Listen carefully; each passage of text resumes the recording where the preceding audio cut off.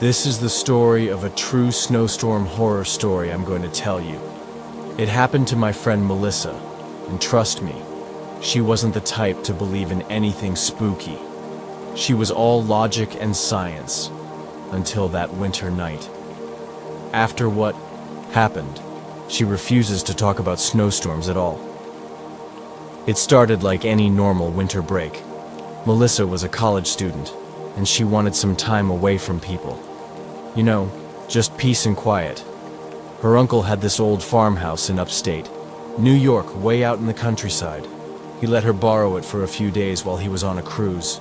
It sounded perfect. A few books, a fire, hot cocoa, no drama. She got there on a Friday afternoon. The snow was already falling a bit, but nothing heavy. The house was old, but cozy. Wood floors, a big fireplace, and these giant windows that looked out over empty fields. Miles of white and quiet. That night she sat by the fire reading, sipping tea, and watching snowflakes drift past the window. Around 11 p.m., she went to bed upstairs.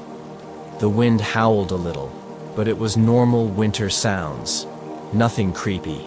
First, around 2 in the morning, she heard knocking. Knock, knock, knock, slow, steady. Not at the door, but at the window. The bedroom was on the second floor. Melissa sat up, confused. She walked over to the window and peeked through the curtain. Nothing. Just snow and darkness. She figured maybe a tree branch was tapping. Or maybe the wind. She went back to bed. 5 minutes later, knock, knock, knock. This time louder. Same spot, same rhythm. She jumped out of bed, turned on the lights, and pulled the curtain wide open. Still nothing. But something felt off. The glass wasn't just cold. It had a handprint on it. One large wet handprint, like someone had pressed their palm flat against it. But the snow outside below the window was untouched. No footprints. Nothing. She told herself it was a smudge. Maybe from the wind blowing wet snow. She didn't sleep much after that. The next morning, the storm got worse. Snow came down in sheets. Wind howled like a beast. The power went out around noon, so Melissa bundled up in blankets and started a fire. She had battery lanterns, but the shadows in the house seemed too dark, too thick. And then, she found the basement door open. Now, Melissa hadn't been in the basement. She had no reason to go down there. It was just a dusty old space with the water heater and some storage. But the door was open a crack, like someone had just gone down or was coming up. She called out, "Hello?" No answer. She shut the door, locked it, tried not to think about it. That night, it got worse. She lit candles all around the living room and fell asleep on the couch, wrapped in a heavy quilt. Sometime in the night, she woke up to scratching. Long, slow scratches coming from the walls. Not the roof, not the floor, the walls. She held her breath, listening. Then came the whisper. Soft, faint, right behind her. "Let me in." Melissa screamed and turned around, but no one was there. Just candlelight and shadows dancing on the walls. She grabbed her flashlight and ran to the front door, tried to open it, but it was frozen shut. She slammed against it, pulled with all her strength, but it wouldn't budge. She even tried a window. Nothing. The snow had sealed her inside. She was trapped. And that's when the whispers started. Again, but this time, from the basement. "I'm here. So cold. Let me out." Melissa backed away from the basement door, heart racing. She heard the knob rattle. Not shake, rattle. Like someone was trying to open it, slowly, carefully. She shoved a heavy chair in front of the door and backed away, eyes locked on the handle. It didn't move again. Not for a while. Then, the fire went out. All of it. Every candle. Every lantern. As if something sucked the air out of the room. She was in complete darkness.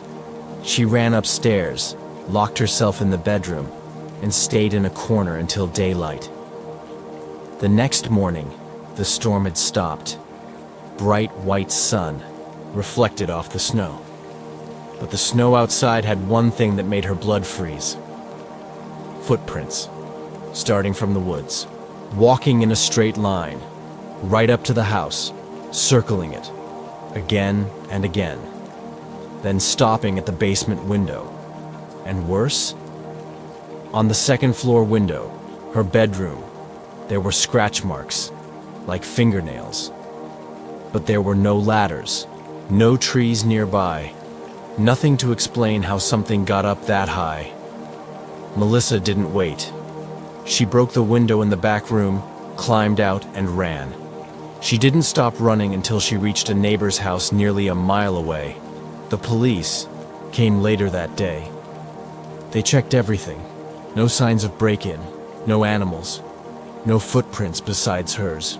The snow had covered everything again. But when they opened the basement door, something was waiting.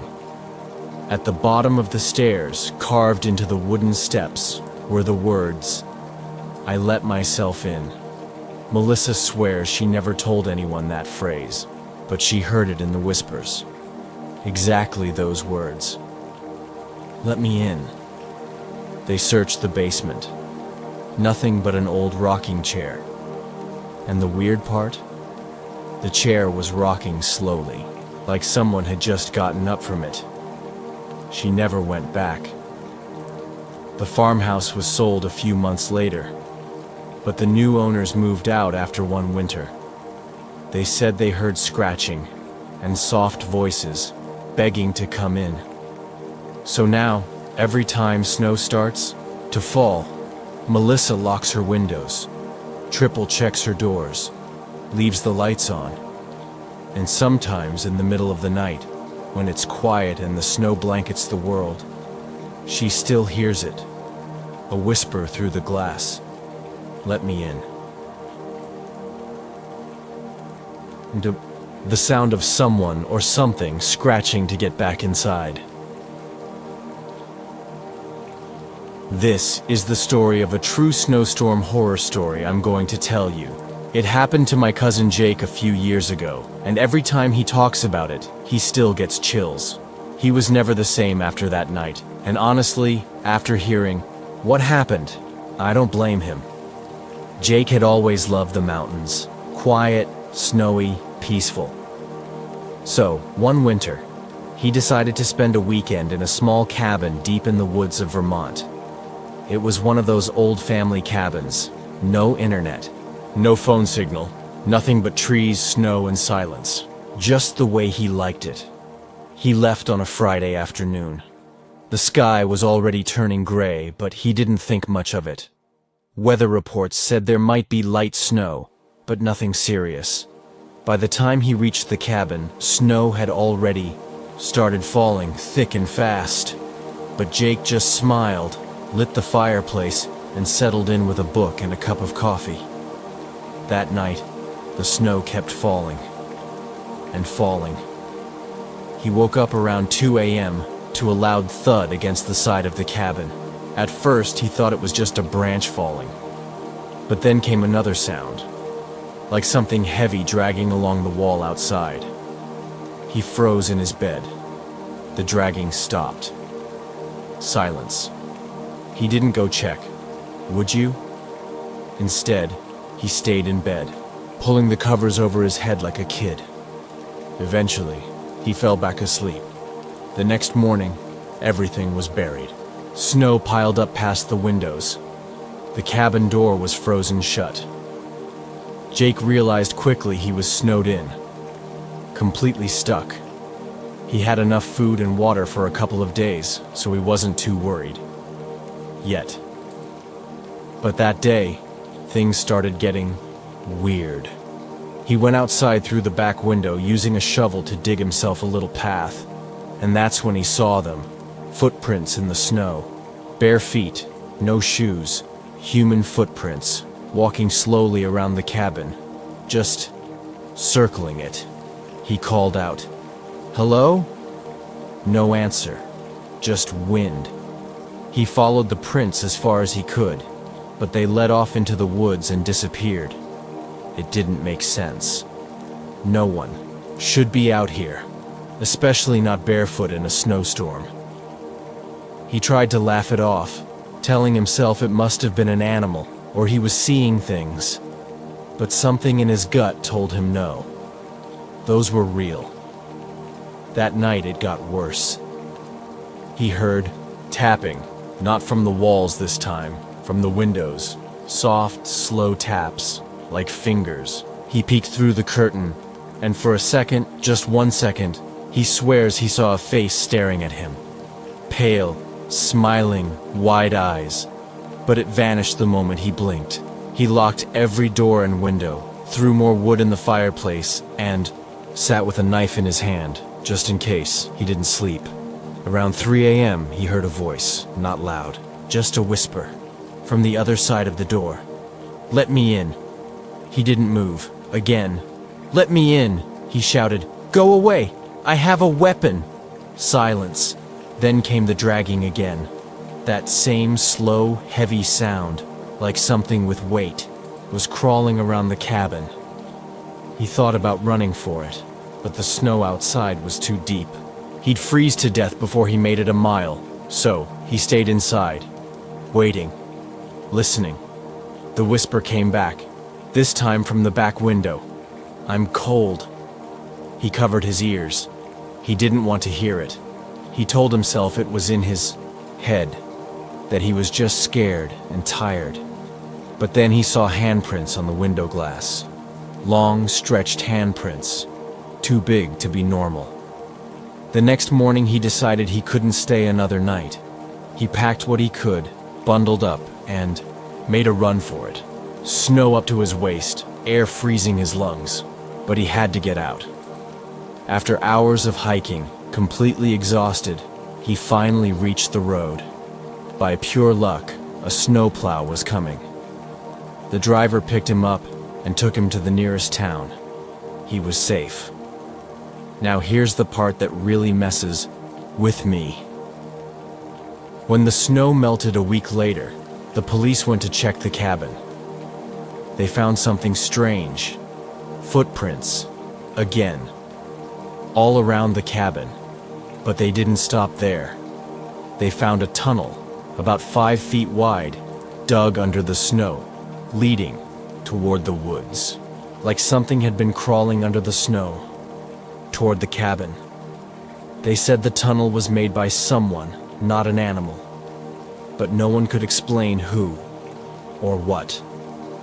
There were no other cabins nearby. No hikers reported missing. No animals that size native to the area. And no signs of a person living in the woods. Jake never went back.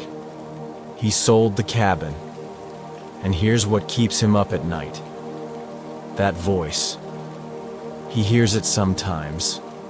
Still, late at night, when he's alone. Just a whisper, outside, his bedroom window. "I'm cold." He's moved 3 times since then. Still hears it. No one else does. But every time he does, the room gets colder.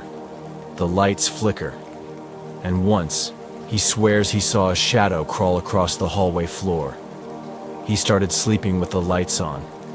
He doesn't tell many people this story anymore, because most don't believe him. But I believe him. You can see it in his eyes when he talks about it. That fear, that memory, it's real. So next time you hear about a snowstorm, and you're thinking about how peaceful and quiet it must be, just remember, sometimes it's not the snow you should fear. It's what comes with it, what hides in it, and what waits just outside your window. This is the story of a true snowstorm horror story I'm going to tell you. It happened to my cousin Jordan back in 2016. He was working as a wildlife photographer and spent most of his time in remote places. That winter, he planned to spend a week alone in a forest cabin in Montana to photograph animals during the snow season. Now, Jordan was tough. He had camped in the Alaskan wilderness, crossed frozen lakes, and once even came face to face with a bear. So he didn't scare easily. But what happened that week still haunts him, and he's never returned to Montana since. The cabin he stayed in was about 15 miles from the nearest town, surrounded by pine trees, hills, and nothing else. There was a dirt road leading in, but once snow started to fall, it usually got blocked. The ranger who gave him the key warned him, "If a storm hits, you're stuck until it clears, so stock up and keep the radio on." Jordan brought everything: food, water, camera gear, batteries, and even a satellite phone. The first 2 days were perfect, quiet, peaceful. He got pictures of elk, a lynx, and even heard wolves howling at night. But on the third night, everything changed. It started with a snowstorm. Not just any snowstorm, this one came in like a monster. The wind howled, the trees groaned, and snow came down so fast it felt like the world was disappearing under a white blanket. Jordan wasn't worried. He was used to storms. He built a fire, made some tea, and listened to music while snow banged against the windows. Around midnight, the power cut out. That wasn't unusual. He had a lantern and backup batteries. But when he turned on the lantern, something caught his eye. A figure. Standing at the edge of the woods. Still. Facing the cabin. He thought maybe it was a tree trunk or shadow. He rubbed his eyes and looked again. Gone. He laughed at himself, thinking it was nothing. But just to be sure, he locked the front door. Around 2 a.m., he heard footsteps. Not inside. On the roof. At first, he thought it was branches or snow falling. But these were slow, heavy footsteps, like someone walking across it. He grabbed his flashlight and looked out the window, but the storm was too thick to see anything. The footsteps stopped. Then came the knock, not at the door, not at a window, but from under the floorboards. 3 slow, steady knocks. Boom, boom, boom. Jordan froze. The cabin didn't have a basement, just a crawl space. Maybe an animal had gotten under, he thought. Maybe a raccoon. But the knocks came again. Boom, boom, boom. He decided not to check. He shoved a dresser in front of the door and tried to sleep with the firelight flickering. When he woke up, it was morning.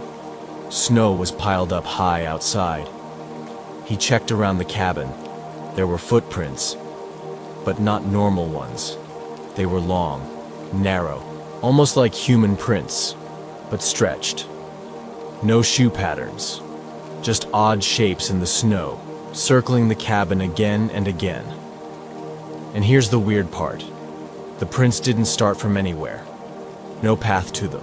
They just began near the trees and ended at his door, like something had appeared out of thin air. He radioed the ranger station, but got no reply. He tried his satellite phone. Nothing. Dead. No signal. He was alone. That night, he didn't light a fire. Didn't want to attract attention. He stayed upstairs in the loft, flashlight in hand, watching the windows. The wind screamed like a living thing. Then, the singing started. A soft, low, humming voice.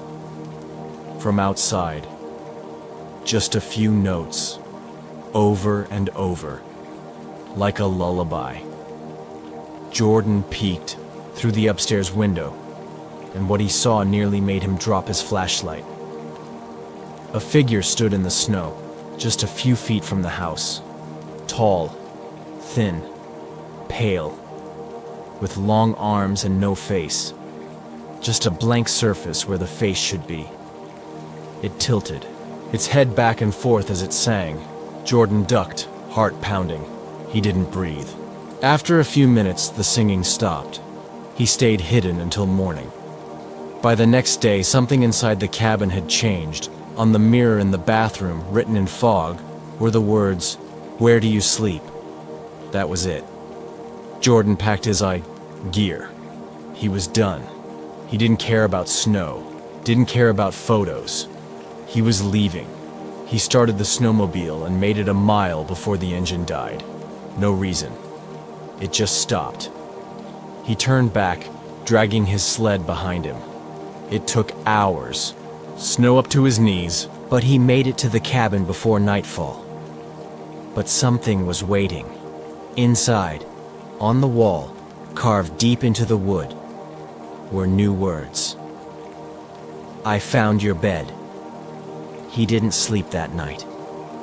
Every hour, he heard scratching. On the roof, the walls, even the windows. Something pacing around the house, whispering in a low voice that made his skin crawl. He lit every lantern he had, set up a small fire, and sat in the middle of the cabin holding his hunting knife. Around 3 a.m., the door creaked. Open. Just a crack, then it slammed shut. The windows all froze at once. Frost spread across the glass in seconds, forming strange shapes, circles, spirals, eyes. Jordan screamed, but no one heard. When the sun rose, the storm was finally over. A rescue team came around noon, checking cabins and looking for stranded campers. They found Jordan sitting in the corner of the cabin, still holding the knife, staring at the door. He didn't speak for 2 days. When he finally did, all he said was, "It found me." He never told them what it was, but when the team checked the cabin, they found deep scratches in the wood, on the ceiling, on the inside of the front door, and under the bed, more words carved, "You can't hide."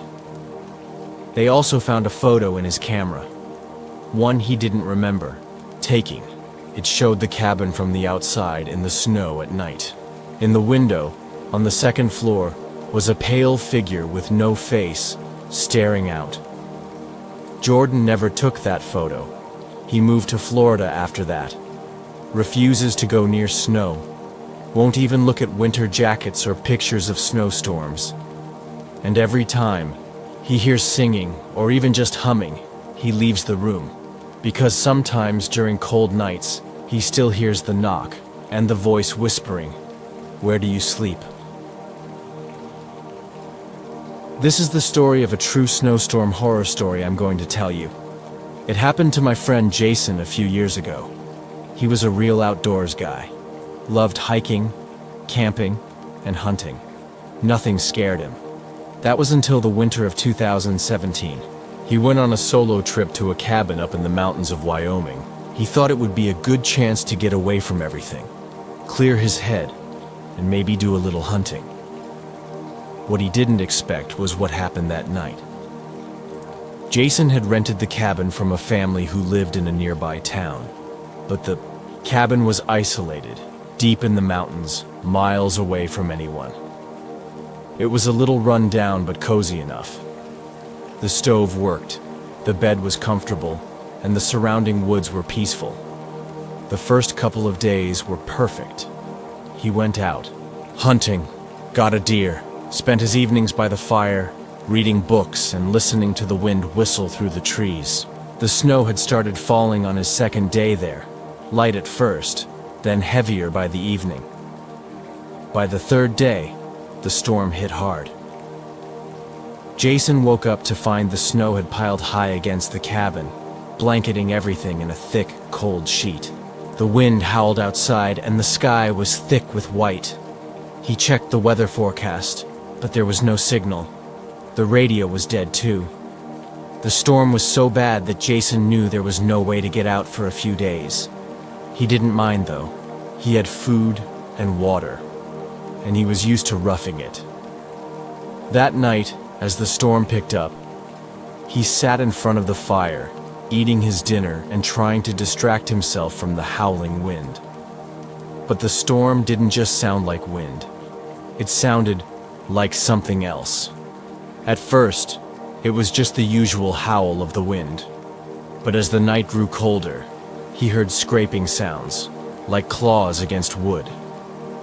Jason didn't think much of it. Maybe it was just the storm making the house creak. Or maybe it was an animal outside. But then the scraping turned into something more. Thud. A loud knock at the door. Jason froze, his spoon halfway to his mouth. He didn't move. He listened again. Another knock, and another. Thud. Thud. Thud. Who in the world would be out there in the middle of a snowstorm? No one could make it to the cabin in this kind of weather.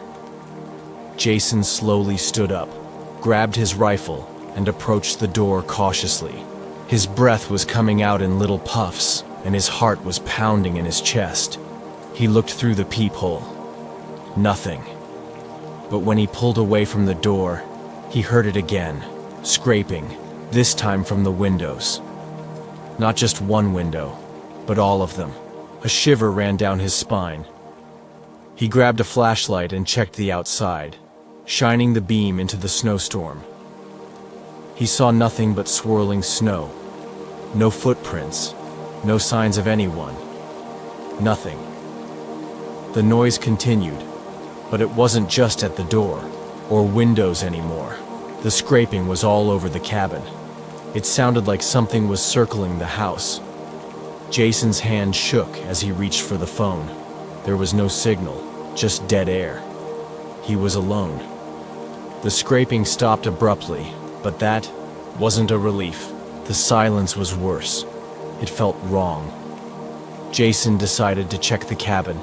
Every corner, every window, every room. He even checked the attic. But everything was fine. There was nothing there. He tried to settle back down, but sleep didn't come. The wind picked up again, louder this time. And the knocking started again, louder and faster. It felt like it was inside the house now.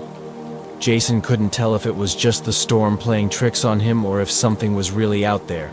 He stayed up all night, rifle in hand, flashlight scanning every corner, every shadow. The next morning, Jason was exhausted. He hadn't slept at all, but the storm had died down, and the snow had stopped falling. It was eerily quiet. He went outside to check for footprints again. Maybe there was something he missed. He looked around, but there was nothing. No tracks, no signs of anything at all. But when he turned to go back inside, he saw something strange. A figure standing in the distance, halfway between the cabin and the tree line. It was barely visible, just a shadow against the snow. But it was there, standing perfectly still. Jason stared at it for a long time. It didn't move. It didn't seem like a person, but it was too far away to make out any details. It was like it was waiting for him to do something. He called out, "Hey, who's out there?" His voice cracked as it carried across the open snow, but the figure didn't respond. It just stood there. Then it moved. Slow, deliberate steps. But it didn't walk like a person. It was more like it was dragging itself, the legs shifting unnaturally. Jason didn't wait. He slammed the door shut, locked it, and bolted all the windows.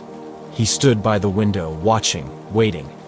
The figure was closer now, standing by the tree line, but still, it didn't move. Not a step closer. It just stood there, staring at the cabin. Then, to Jason's horror, it started to scratch the tree. Not the bark, but the trunk itself.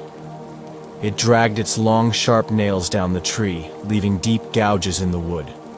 The sound was sickening, like a cat dragging its claws across a chalkboard. Jason couldn't take it anymore.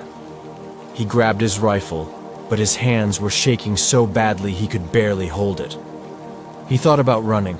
Maybe if he made it to the truck, he could drive out. But the truck was buried under several feet of snow, and he'd never make it through the storm.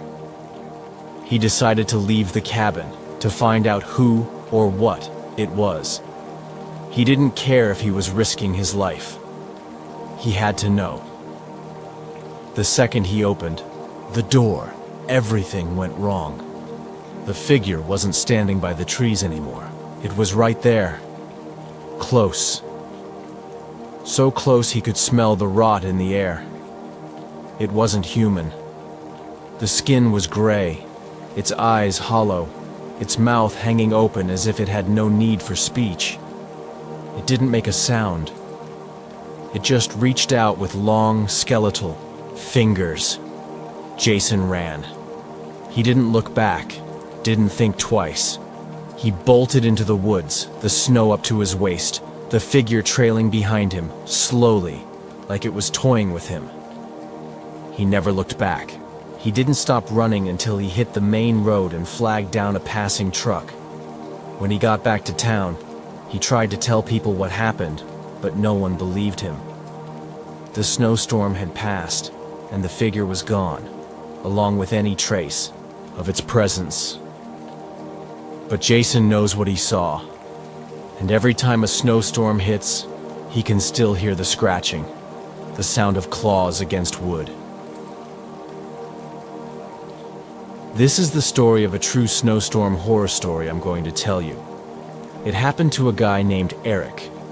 He was an avid traveler, always looking for places to explore, places off the beaten path.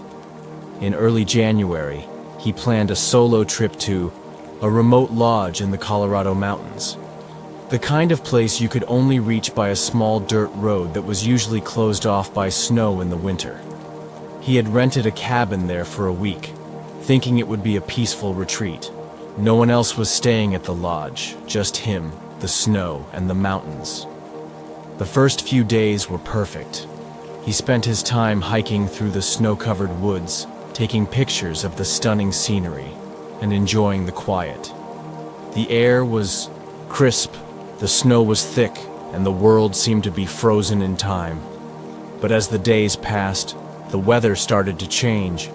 It was subtle at first, a little colder, a little more snow, a little more wind.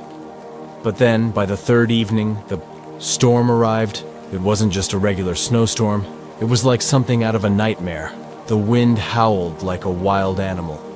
The snow whipped through the air so thick it was impossible to see anything beyond a few feet in front of him. Eric knew the storm was going to last a while, but he didn't think it would be dangerous. He was in the cabin after all, with a fire going and plenty of supplies. But things quickly turned strange. It started around midnight. Eric was sitting by the fire, reading a book, when he heard something. A knock. At first he thought it was the wind or the sound of a tree branch hitting the cabin. But then the knock came again. This time it was louder, more deliberate. 3 solid knocks, just like someone was knocking at the door. He stood up, walked over to the door, and peered through the peephole. There was no one outside. The snowstorm was so thick that it was impossible to make out anything in the yard, but he was certain there was no one there. Still, the knocking continued. 3 knocks, over and over. Eric tried to ignore it. Maybe it was just his mind playing tricks, but the sound wasn't going away. It was persistent. It seemed to come from all around the cabin, at the door, at the windows, even from the chimney. He checked the windows. Nothing. No sign of anyone. No footprints in the snow outside. He grabbed his flashlight, checked the perimeter of the cabin, but there was nothing. Just snow, deep and still, with no sign of life. He even checked the shed out back, thinking maybe some animal had gotten trapped in there. But it was empty. When he came back inside, the knocking had stopped. He felt relieved. but there was still a sense of unease, a heaviness in the air that he couldn't shake. He locked the door, pulled the curtains closed, and sat back by the fire, trying to calm his nerves. But the silence that followed was unnerving. It wasn't natural. The storm outside had created a complete stillness.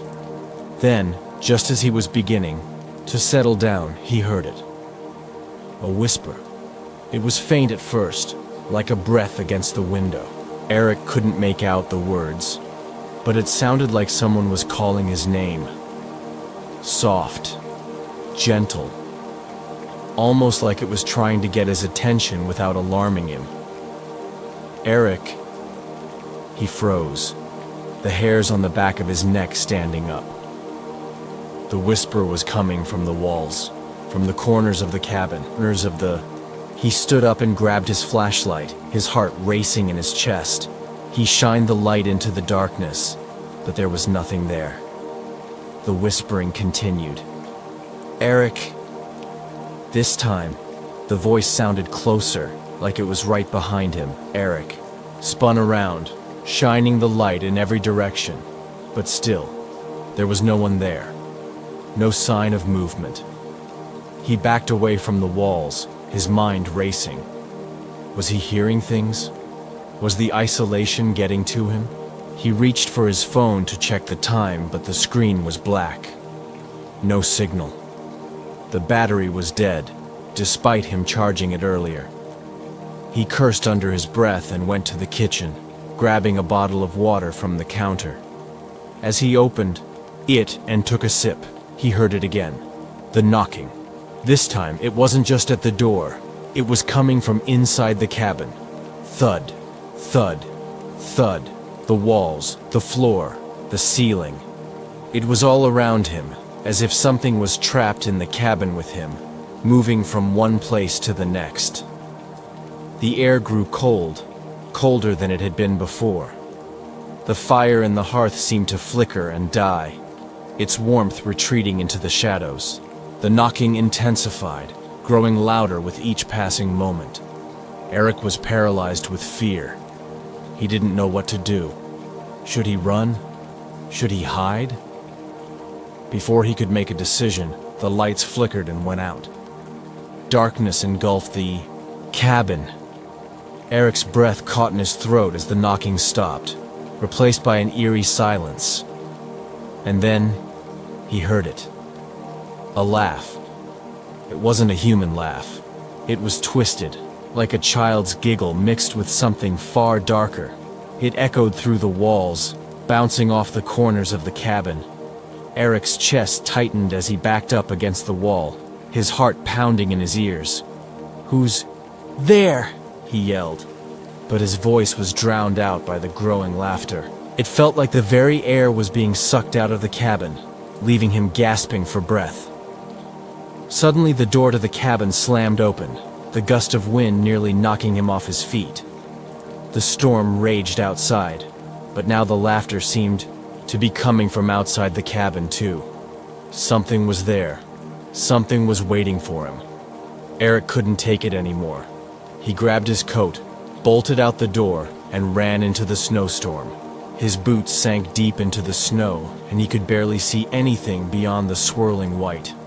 The wind cut through his clothes, biting into his skin. He ran for what felt like hours, his mind blank except for one thought: get away. But as he ran, the storm seemed to close in around him. The trees, the mountains, the very ground beneath him seemed to shift and change. It was like the world was turning against him. Then, just as he thought he couldn't run anymore, he stumbled, fell into a small clearing and found himself face to face with a figure standing in the snow. It was tall, its body shadowed by the swirling snow, but its eyes gleamed with an unnatural light. The figure didn't move. It just stood there, watching him. And in that moment, Eric knew that there was no escape. No way to outrun whatever this thing was. Then, as suddenly as it appeared, the figure was gone. The storm cleared. The snow stopped falling and the wind ceased. The sky was eerily still, but the silence was worse than any noise. When Eric finally made it back to the cabin, everything was gone. The knocking, the whispering, the laughter. The walls were just walls again, and the storm was over. But the fear never left him. He never spoke of what happened that night to anyone. He left the mountains the next morning and never returned. Every time he hears a storm brewing, he can still feel that icy grip of fear, that laughter, that presence in the snow. And he knows deep down that whatever it was, it's still out there, waiting, watching.